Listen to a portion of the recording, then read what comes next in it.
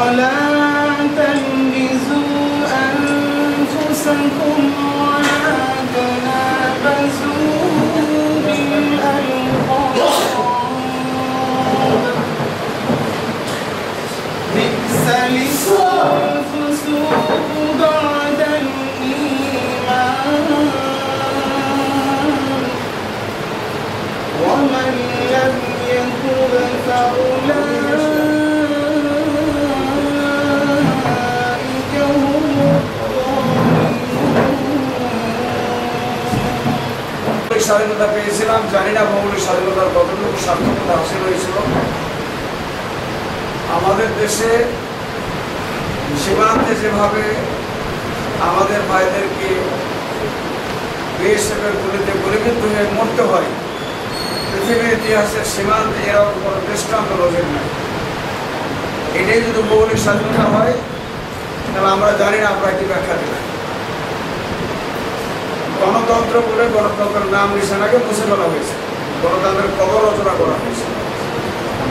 আপনারা দেখেছেন 3-3বার ভোট হয়েছে, এগুলোর ব্যাখ্যা আমাদের দেওয়ার প্রয়োজন নেই। বৈষম্যবিরোধী ছাত্র আন্দোলনের সাথে আমরা এখনো আছি, 71 বছর করে আছি। এই দেশটা যতক্ষণ পর্যন্ত পরিচ্ছন্ন না হবে, ততক্ষণ পর্যন্ত আমরা তাদের সাথে থাকবো। একটা সময় সিদ্ধান্ত আসবে, আমরা আমাদের কাছ থেকে আমাদের প্রচারভূমি বইপত্র, আমাদের ইতিহাস, আমাদের পরিচিতি, আমাদের আছে, সবগুলো আপনার উপভোগ পাবেন। আমরা আমাদের হাতে বিনামূল্যে দিয়ে কোনো অসুবিধা নাই। আমাদেরকে ডেকে ডেকে দিয়ে আমরা সেখানে সব আপনারা ইতিমধ্যে জানেন যে বিশৃঙ্খলা হয়েছে, ঘটনা ঘটেছে, এগুলো আমাদের পক্ষ থেকে কোনোভাবে সাহায্য নেই।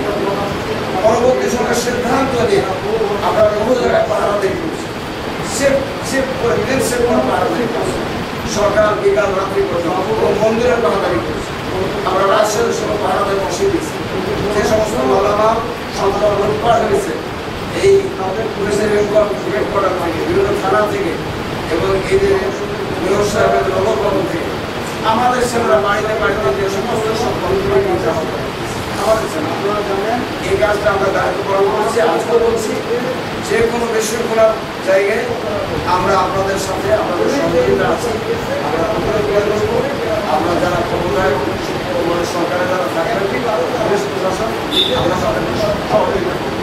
আমাদেরকে ক্ষমতায় যেতে হবে, আমাদের আমরা স্বাধীনভাবে কথা বলতে পারি, আমাদের দাওয়াধিকারের ক্ষেত্রে থাকে, জনগণ আমাদের দাওয়াত এর সাথে একটা সবার ব্যবধানে এই মুক্ত পরিবেশ যদি থাকে, এদেশের মানুষ আমাদেরকে গ্রহণ করে, এদেশের ইসলামপ্রিয় জনতা ধর্ম মানুষ আমাদের গ্রহণ করবে। এই প্রত্যাশা নিয়ে আমাদের আগামী দিনে কি আসবে না আসবে আমাদের আমরা আমাদের দাওয়াধিকার অব্যাহত রাখবো, আমরা সামনে থেকে চলবো।